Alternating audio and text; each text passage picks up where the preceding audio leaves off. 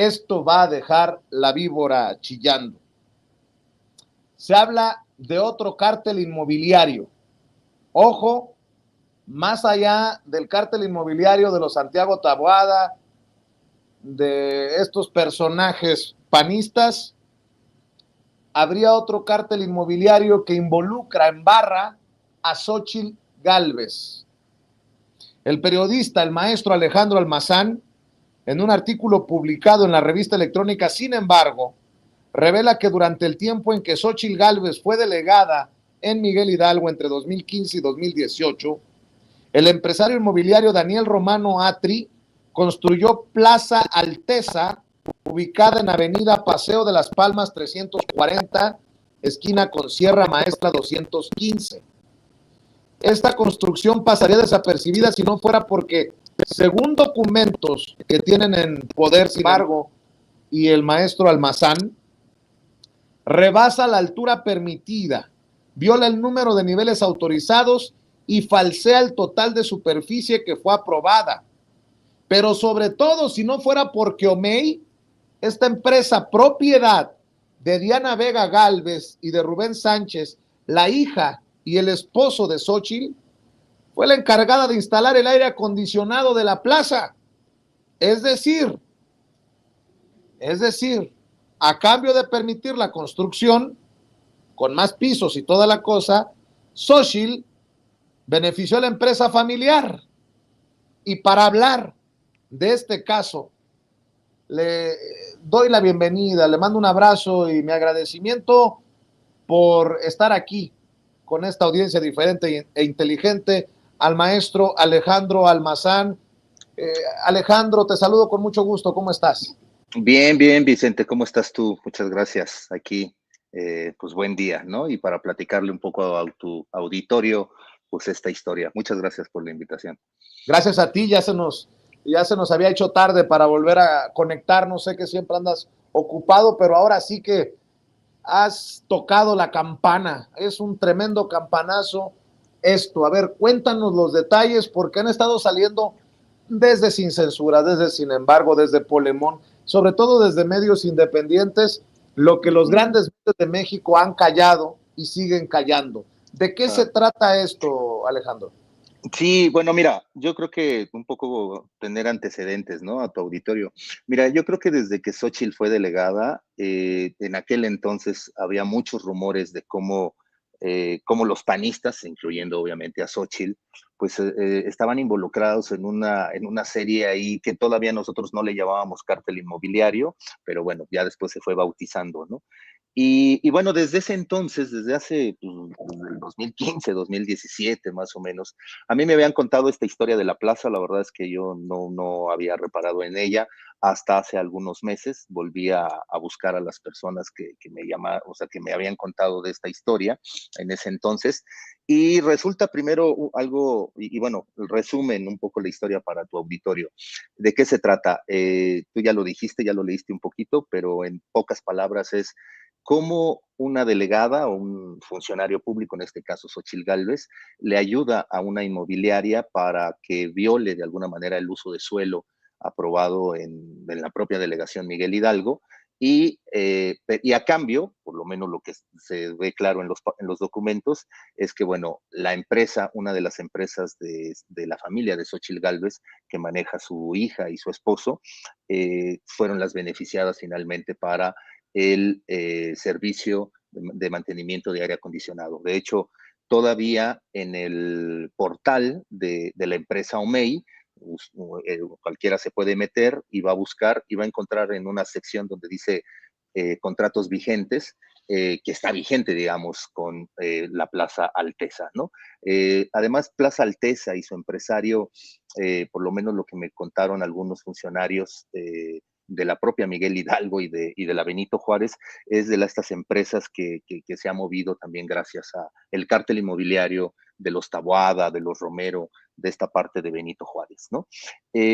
Bueno, una vez que yo de alguna manera empiezo a reactivar este caso, con lo primero que se encuentran mis fuentes me dicen, oye, ¿sabes qué? pues ya buscamos ese archivo y uno no está, primero el archivo no está, ¿no? Entonces era como el primer dato que les llamaba la atención. Semanas después logran ellos conseguir una manifestación, la manifestación de construcción, que fue en julio de 2015. En esa manifestación, o sea, está claro que lo que se le aprueba a esa plaza es solamente 3 niveles, 2 sótanos y un estacionamiento para 211 cajones, ¿no? Esos 3 niveles, además en los propios documentos, se aclara que solamente esa plaza puede tener 9 metros de altura, ¿no? Al final hubo como varias, se fueron dando varias modificaciones y aquí entra un personaje clave, Obdulio Ávila Mayo. Él es actual director jurídico en la alcaldía de Coyoacán, pero Obdulio Ávila es uno de estos panistas, ¿no? Que tiene un largo historial, ¿no? Trabajó en la Secretaría de Gobernación con Alejandro Poiré, etc. O sea, tiene ahí su historia y él ha estado involucrado mucho también en estos movimientos del cártel inmobiliario panista. Entonces, bueno, Obdulio, de alguna manera, él es el que recibe todos estos proyectos para ir modificando la construcción de Alteza y una la presentan el 13 de mayo de 2016, otra el 20 de septiembre de ese mismo año, y al final esto termina, o sea, modificado, o sea, la construcción en vez de pasar, o sea, de 9 metros pasa a 22.5 metros, de 3 niveles pasa a 6 y de 1.586 metros cuadrados que fueron aprobados, digamos, para la construcción, se terminan utilizando o construyendo una superficie en 3.570 metros, ¿no? O sea, casi lo doble, ¿no? Y lejos de clausurar, digamos, esta plaza, Xochitl Gálvez todavía escribe un tuit del 27 de septiembre de 2017, todavía ella era delegada, para agradecerle a la propia constructora Alteza la contribución por haber apuntalado un edificio en Pedro Antonio de los Santos, aquí en la San Miguel Chapultepec, ¿no? Es decir, lejos de que haya, digamos, una corrección hacia la empresa, hacia la inmobiliaria, al contrario, se le felicita, ¿no? Y bueno, pues al final termina la plaza inaugurada, ¿no? En 2018, cuando ya Xochitl ya no es delegada, por supuesto, ya, o sea, ya ella ya no participa, pero el caso es que, bueno, su hija, su empresa, OMEI, está a cargo del aire acondicionado. Algo que es típico, digamos, del cártel inmobiliario, uno de los rasgos que ha tenido el cártel inmobiliario, por lo menos en la Benito Juárez, y que lo sabemos a través de las autoridades del Distrito Federal, es que se construyen más pisos a cambio de te regalo un piso o te regalo el penthouse o te doy dinero o hacemos negocios, ¿no? Creo que en este caso con Xochitl lo que le pasa a ella es que, bueno, termina ella siendo una suerte de intermediaria, digamos, de negocios para su familia, utilizando pues su cargo, utilizando en aquel momento que es delegada para poder hacer, digamos, este negocio, ¿no? Esa es la historia, digamos, en resumen. Digo, no quiero llenarles aquí de documentos y de fechas y todo, digo, lo podrían consultar tu gente, bueno, quienes nos están viendo lo podrían consultar ahí en Sin embargo, donde se publicó, digo, de tomos cualquier duda estoy aquí para contestártela, Vicente, ¿no? Pero en resumen es prácticamente esa es la historia, cómo desde una posición de buen poder, en este caso como delegada, entonces era delegada, hoy alcaldesa, desde ahí se puede hacer pues tráfico de influencias, podría decírselo, ¿no? Tráfico de influencias, ¿no? La Miguel Hidalgo además es una delegación en donde se presta para ello. Mira, la verdad es que también desde sexenios anteriores, es decir, también cuando pasó por ahí Víctor Hugo Romo de Morena, o sea, también él ha sido señalado ahí de corrupción, ¿no? Él ciertamente presentó la semana pasada, él presentó también algunas irregularidades que ha detectado de Xochitl, pero pues yo también de pronto digo, bueno, yo creo que el personaje menos indicado para denunciar a Xochitl es Víctor Hugo Romo, ¿no? Yo creo que hay otros personajes en Morena que podrían hacerlo, y no Víctor Hugo Romo, que también fue señalado en su momento, ¿no? El caso, al final, es que está documentado, por lo menos está documentado digamos, pues, tráfico de influencias de Xochitl, ¿no? Seguramente debe haber más, porque los rumores en aquel entonces, cuando te digo, ella era delegada, pues eran muchísimos, ¿no? Que ya se le permitió a tal construcción, que ya se permitió hacer esto. Me dieron información que la verdad yo no la publiqué porque no la tengo corroborada, pero de cómo Xochitl, de una u otra manera, con ciertos personajes, ha influido para que le den proyectos a Alteza, a la constructora Alteza. No lo tengo confirmado, ¿no? Solamente una suerte de rumores y llego a confirmarlo, por supuesto que lo publicaré, pero por ahora solamente tengo rumores y pues esa es la historia, Vicente. Oye, maestro, está muy cabrona esta historia, ¿no? O sea, te ayudo para que me pagues de otra manera y bueno, ya no solamente son los moches así en sobrecitos amarillos, sino es contrata a mi empresa. Acabo de rescatar este tuit al que tú hacías referencia, en que Xóchitl Gálvez, el 20 de septiembre de 2017, Ahí está, agradece a exacto. la su contribución para apuntalar el edificio Pedro Antonio de los Santos 50, que después se terminó convirtiendo en Alteza, ¿no?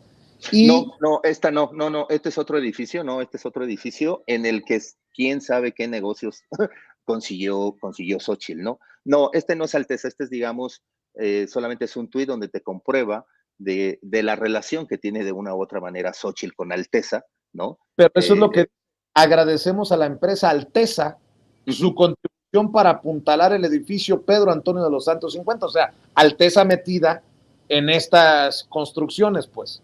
Y son ¿no? agradeciendo a la empresa. Y algo más cabrón, estoy viendo aquí. Sí. Que se lee en documentos del corporativo Alteza 2. Ahí está, mira, exacto, ahí está. Esa Que es. OMEI da mantenimiento a condensadoras enfriadas por agua, a unidades evaporadoras, al sistema de automatización, sistemas de bombeo, torres de enfriamiento, mini splits, a la renovación de aire, extractores e inyectores y a sistemas especiales de detección de humo, CCTV y acceso.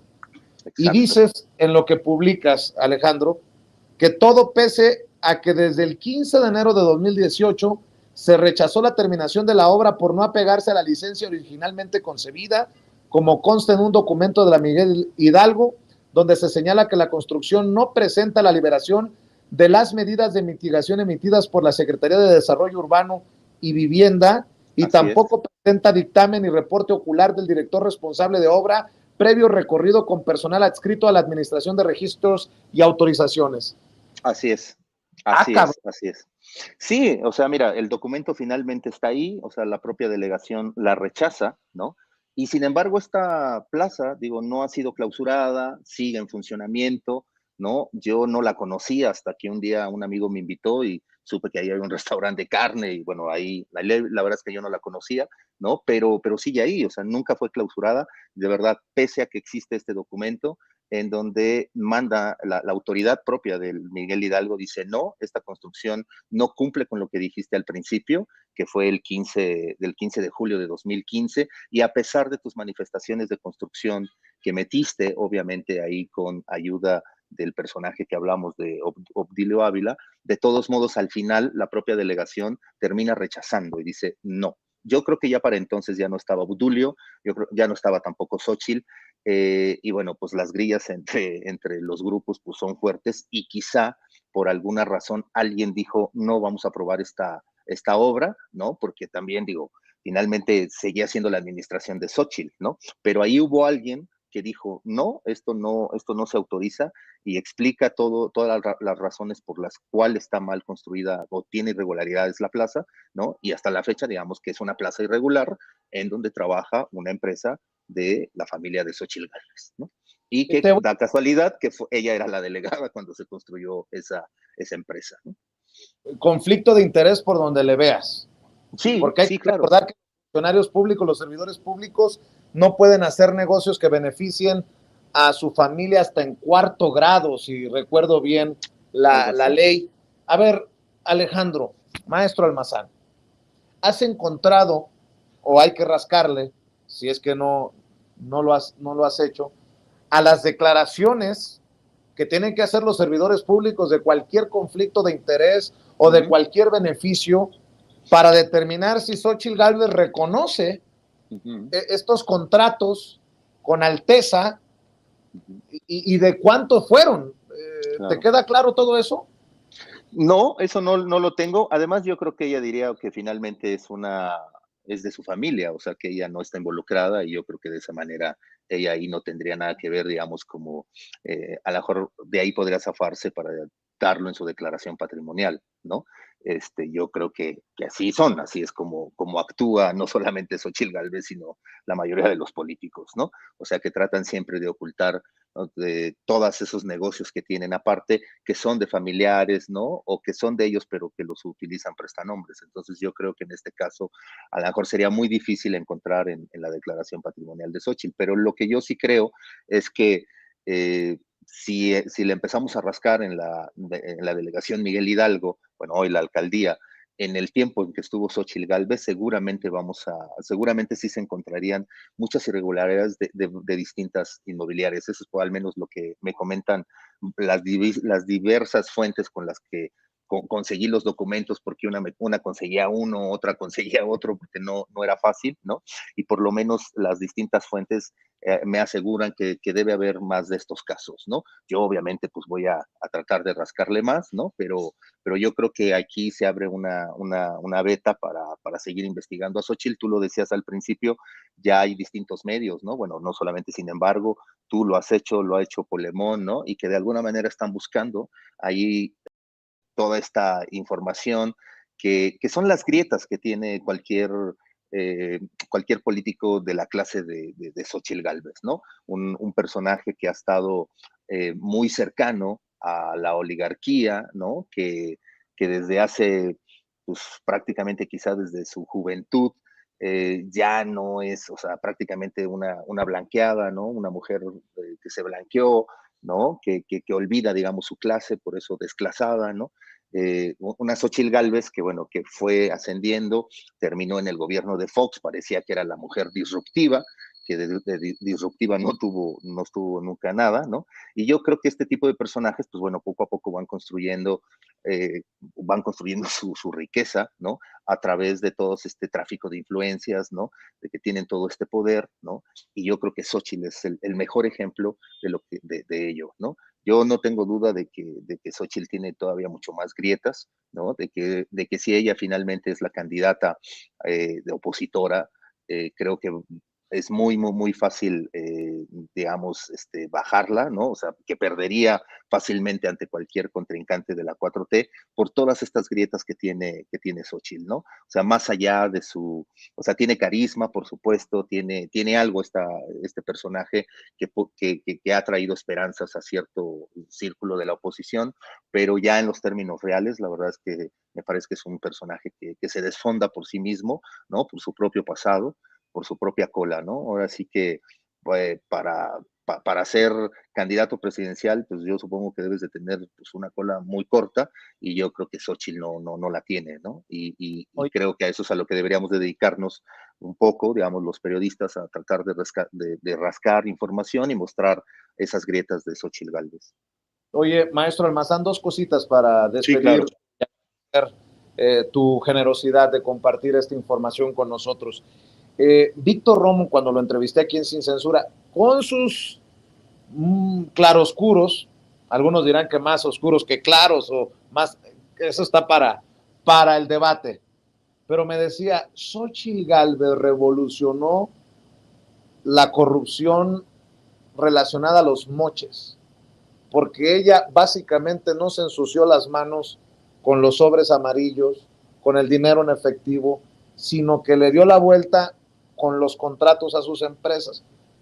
¿Tú así la ves también?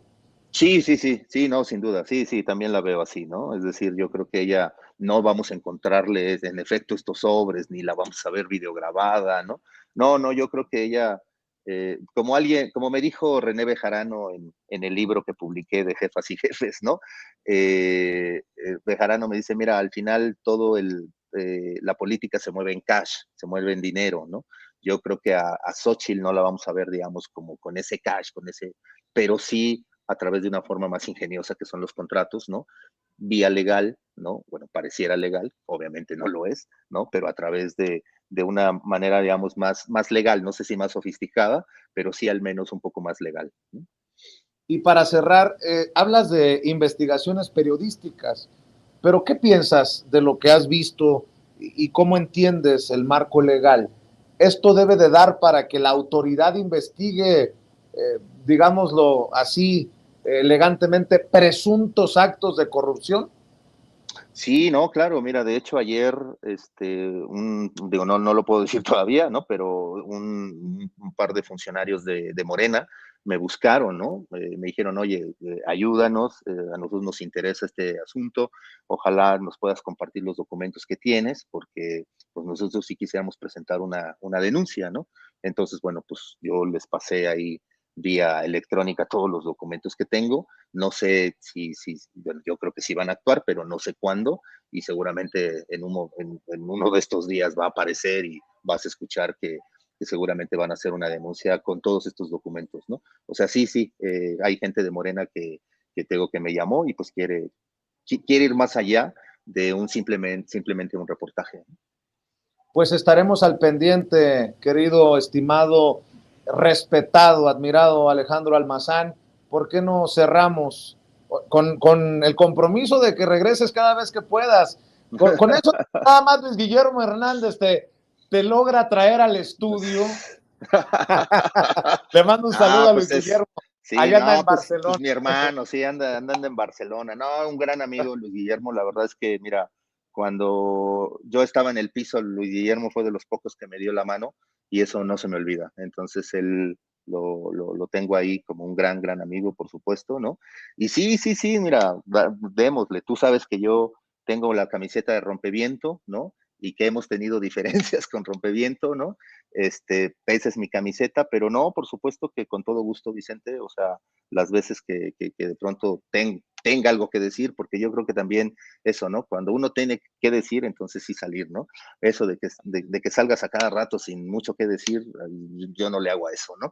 Entonces, pero por supuesto, créeme que las veces que pasen esto, por ejemplo, estas notas o que información que creo que debe de ser de consumo mucho más popular, por supuesto que me vas a tener aquí sin mayor bronca, Te ¿vale? agradezco mucho. ¿Por qué no cerramos invitando a la audiencia a tus trincheras, a tus redes, a dónde estás publicando, con toda la apertura, con todas las Pues mira, ganas? yo generalmente publico ahí en Milenio, o si no, bueno, pues ahora ahí Sin embargo, estoy en Rompeviento cada miércoles, estoy ahí con Ledesma, participo en una mesa, ¿no? Ahí alguna vez tuvimos diferencias con Ricardo Sevilla, ¿no? Que acaba de estar hace rato, ¿no? Pero como te decía la otra vez, tras bambalinas, ¿no? Que nos vimos, yo creo que estamos en una trinchera muy parecida, ¿no? Que no, yo creo que los enemigos están en otro lado y que más bien aboquémonos de otro lado hacia los enemigos, ¿no? Nosotros de alguna manera estamos en una posición más, quizá más de la izquierda, más pro AMLO, lo que sea, pero bueno, pues al finalmente ahí estamos, ese es nuestro nicho y yo digo, bueno, pues ¿para qué nos peleamos entre nosotros, no? A lo mejor ya habrá un momento en que nos peleemos, pero ahorita no lo es. Ahorita todavía está el movimiento, hay una transformación, vienen elecciones, etc. Entonces, ahí me puedes, bueno, y la gente me puede seguir en Twitter, estoy como el Alex Almazán, casi no participo en las redes sociales, pero ahí de pronto les echo ojo, ¿no? Y bueno, y publiqué un libro que se llama Jefas y Jefes, las crisis que forjaron a la Ciudad de México, desde Cuauhtémoc Cárdenas hasta Claudia Sheinbaum, digamos, es un repaso hemerográfico, pero también con entrevistas con los propios personajes. La entrevista que no está es con Claudia Sheinbaum, al final ella no accedió, tampoco con López Obrador, porque bueno, me parecía imposible obtener una entrevista con el presidente, pero todos los demás jefes de gobierno, Cuauhtémoc Cárdenas, Rosario, cuando estaba en la cárcel todavía, Encinas, Marcelo y Mancera, están ahí en el libro, y también están los operadores políticos de la ciudad, ¿no? Armando Quintero, Inti Muñoz, René Bejarano, por supuesto. Entonces, bueno, ahí se va armando en el libro todos estos 25 años en que la izquierda ha gobernado la Ciudad de México. Entonces también, pues, por ahí pueden echarle un ojo al libro. Claro que sí. Por lo pronto, querido Alejandro, te mando un abrazo y mi agradecimiento y nos vemos pronto. Más pronto que cuando regrese Luis Guillermo, no seas cabrón, regresa como en un mes. Aquí estamos, te mando un abrazo. Venga, sale, cuídate mucho. Bye, un Cuídate, abrazo. sale. Alejandro Almazán hablando con nosotros.